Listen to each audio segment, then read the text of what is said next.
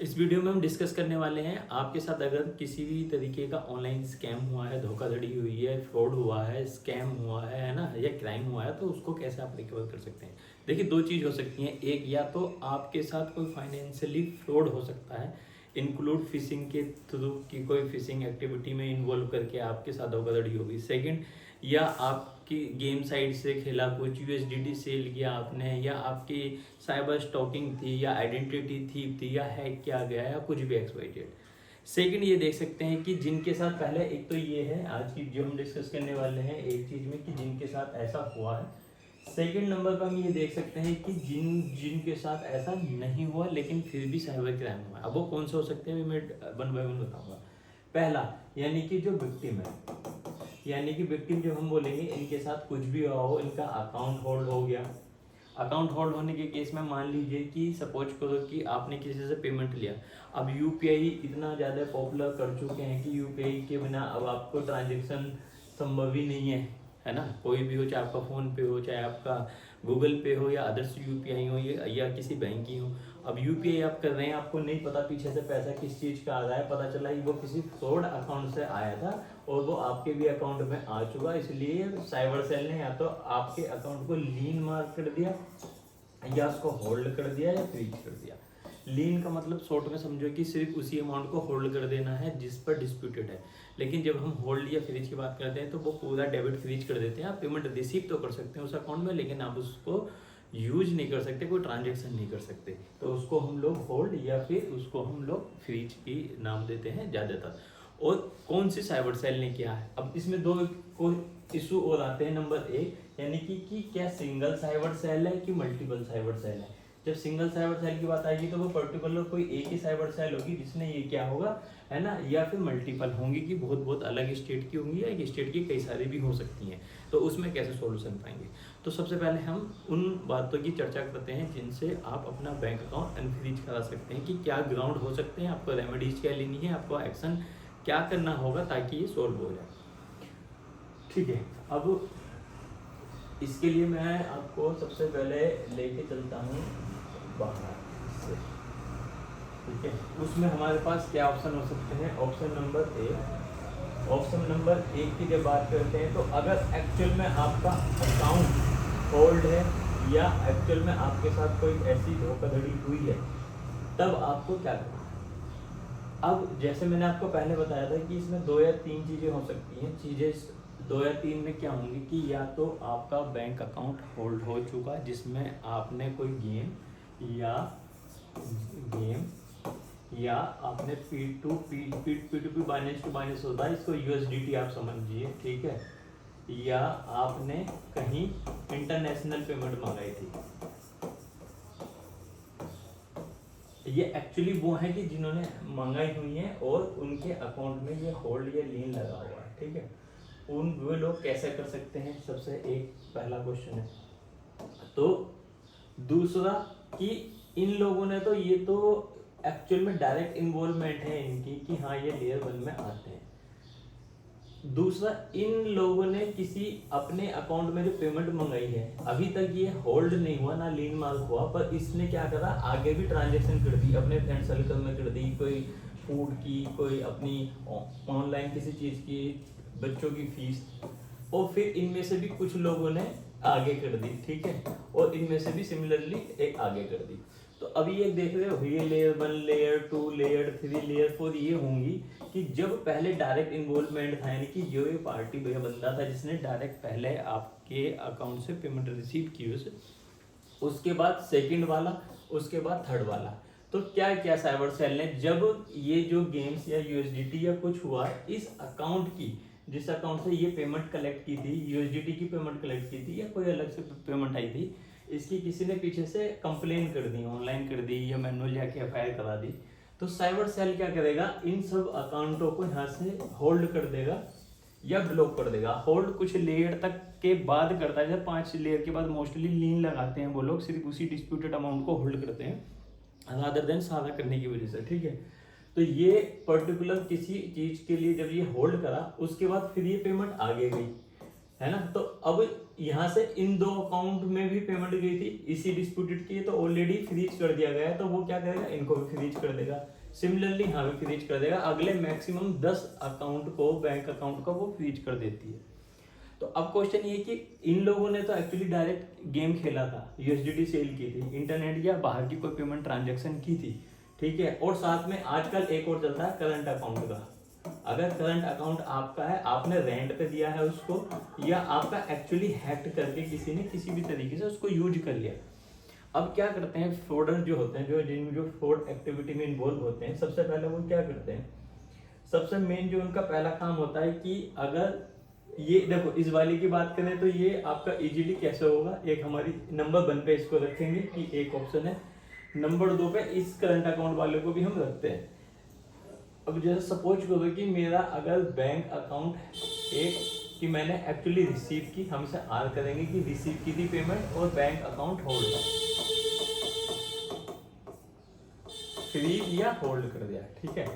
Number 2 पर ऐसे की कि मैंने एक्चुअली रिसीव ही नहीं की थी, नोट रिसीव, इसको एनआर करते हैं, और तब भी सिमिलर सेम कंडीशन है। तीसरा, किसी ने मेरा अकाउंट हैक कर दिया था और मुझे पता ही नहीं, जब मैं यूज करने के लिए गया तब मुझे पता चला। अब देखो हैक वाली सिचुएशन में क्या होता है, ये मोस्टली करंट अकाउंट को करते हैं, क्योंकि ये वाले जो फ्रॉड बंदे होते हैं, जो स्कैम करते हैं, उनको पहले ही पता है कि अपने अकाउंट में लेंगे तो वो पकड़े जाएंगे, इसलिए वो किसी का अकाउंट या बहला फुसला के उसको रेंट पे लेने की कोशिश करते हैं एक, या फिर उसको क्लियर रेंट पे कुछ अमाउंट देने की बात करके उसको किसी तरीके से एग्री करा लेते हैं। सेकंड, अगर वो एग्री नहीं करते तो किसी तरीके से किसी का अकाउंट हैक कर लेते हैं, किसी भी फिशिंग एक्टिविटी में इन्वॉल्व करके, जैसे कि ऑनलाइन जॉब का स्कैम, कुछ आपको सोशल मीडिया पे पोस्ट करने के बाद या रिव्यू देने के बाद थोड़ा अमाउंट दे देंगे, आपको बिलीव जनरेट होगा, उसके बाद वो लोग आपके साथ स्कैम कर लेंगे। वेरिफिकेशन के नाम पे आपके डॉक्यूमेंट, आपकी रेजिडेंशियल, आपकी क्वालिफिकेशन, साथ में मोबाइल नंबर वेरीफाई करने के नाम पे एंटर कराएंगे, ओटीपी आएगा, उसमें स्कैम कर लेंगे, ठीक है।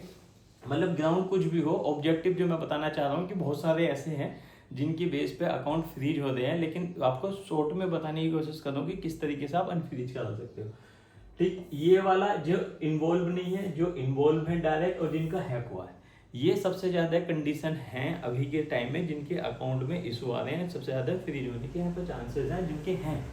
तो देखो जो इन्वॉल्व है ये तो लेयर 1 में ही ज्यादा काउंट होते हैं, लेयर 2 में होते हैं, क्योंकि साइबर सेल आराम से देखती है कि हाँ इनका है, यानी कि गेम से पैसा लिया, कुछ और साइट से पैसा लिया, कुछ भी फिशिंग या कुछ स्कैम करके पैसा लिया, तो वो एक अकाउंट में जाएगा। ये सेकंड बात है कि जो ये अकाउंट है ये जेन्युइन है कि ये फेक है। सिमिलरली जिनका कुछ लेना देना नहीं, ये लेना देना वाले वो बंदे होते हैं, जैसे कि अब इस वाले बंदे ने फ्रॉड करके किसी तरीके से पैसा लिया, अब इसके बाद अगले जो बंदे हैं और उसके जो अगले बंदे हैं, इनको तो पता ही नहीं है ये पैसा किस चीज का आ रहा है, तो ये वो लोग हैं। अब पता चला ये बंदा फर्नीचर लेने गया, या ये बंदा कंप्यूटर लेने गया, या ये वाला बंदा आईफोन लेने गया, और इसको जो पेमेंट इस वाले ने कर दी। अब इस वाले को के पास पहले से पीछे से गलत तरीके का पैसा आया, इस वाले ने यहाँ पर गलत तरीके का पैसा दिया था, तो अब इसको तो बिल्कुल भी आइडिया नहीं है कि गलत तरीके का पैसा आ रहा है, लेकिन ये पैसा चैन तो यहाँ की भी दिख रही है ना, तो इसलिए साइबर सेल इसको भी होल्ड कर देगी। अब इस बंदे का कुछ लेना देना नहीं, इसलिए मैंने एनआर रखा, जिसका कोई रिलेशन है नहीं उस अकाउंट से।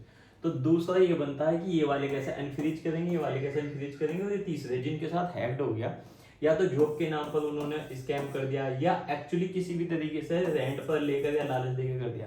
तो देखो भाई इसका जो सिंपल शॉर्ट में ये है, ज्यादा टाइम ना लेते हुए बताता हूँ। अगर रेंट पे है तो आपने गलत किया है, इसका तो फिर आप लोग जानो, जब बात होगी एक एक्नॉलेजमेंट नंबर होगा इन सबका।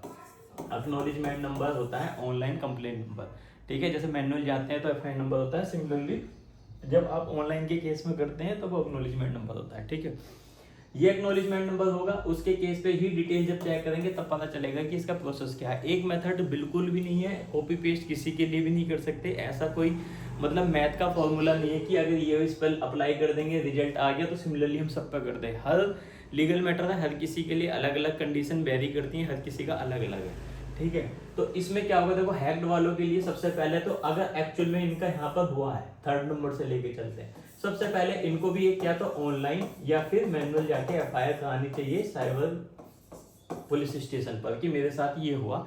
मेरे को कब पता चला, मुझे आइडिया ही नहीं था जब मैंने अपना अकाउंट यूज करा, या अगर ये करंट अकाउंट होते हैं, मोस्टली सेविंग भी होते हैं, लेकिन करंट ज्यादातर है हैक करने वाले जो कि स्कैम में, क्योंकि उसमें ना मल्टीपल ट्रांजेक्शन कर सकते हैं और जो अमाउंट भेजने की कैपेसिटी है वो ज्यादा है एज कम्पेयर टू सेविंग वाले।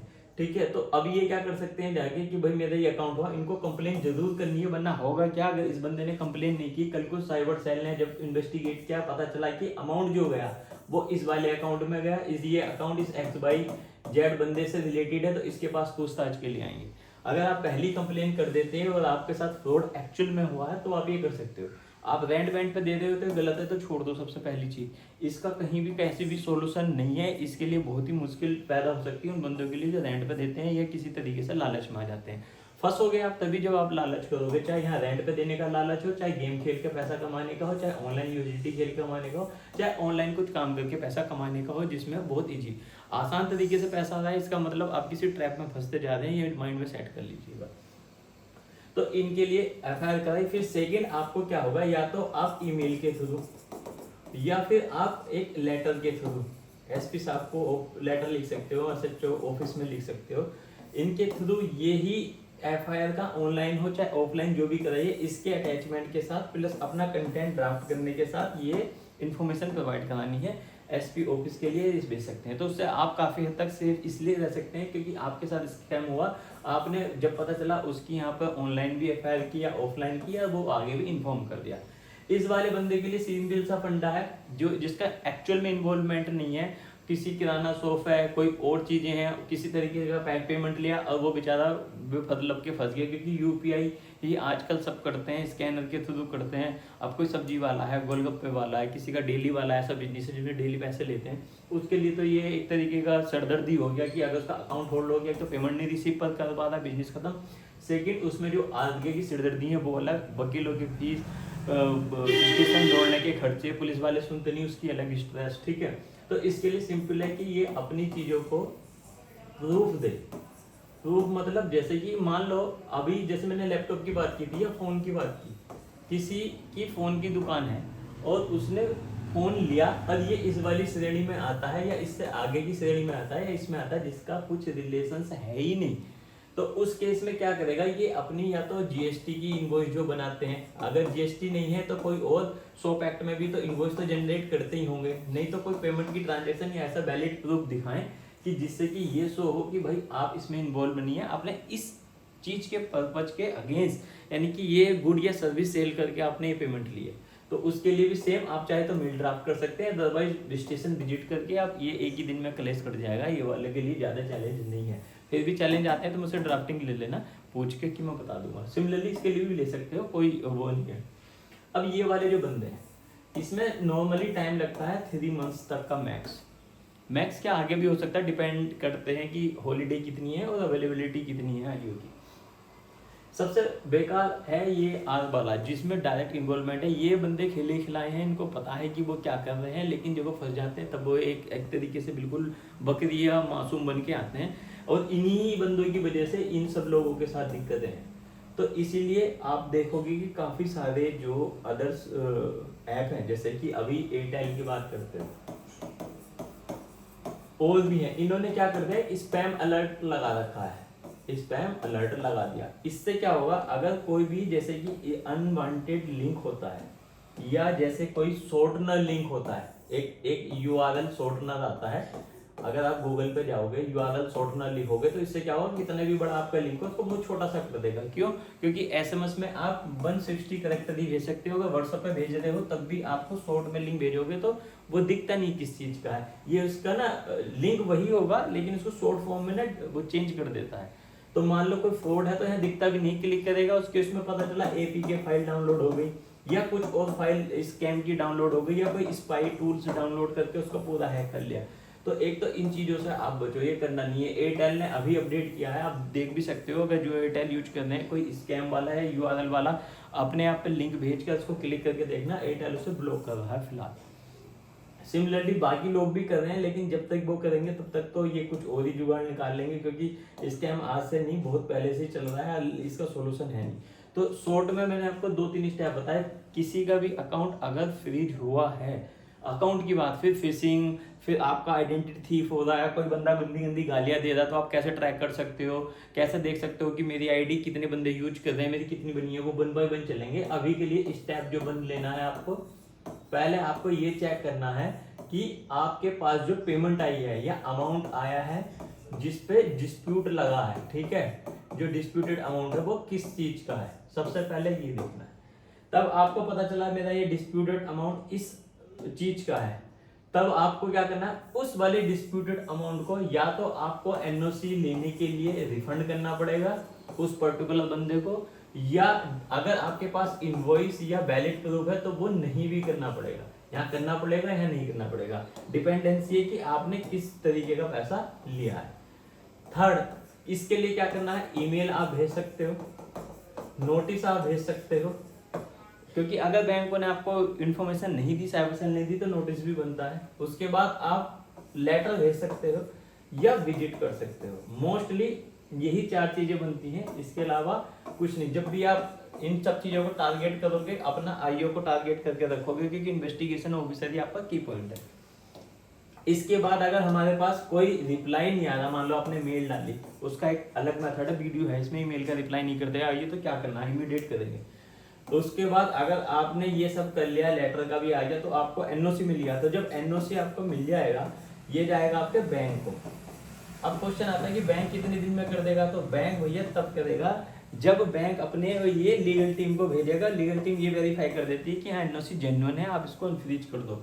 तो मोस्टली ये 3 डेज लेता है, लेकिन किसी किसी केसेस में 7 डेज भी ले लेता है। तो आप इसे 2 to 5 डेज का वर्क समझिए। अगर आपका बैंक एनओसी मिलने के बाद भी 1 वीक के अंदर नहीं करता, तो फिर से एक वीडियो पड़ी है, उसको आप देख लीजिए, आपको सोल्यूशन मिल जाएगा।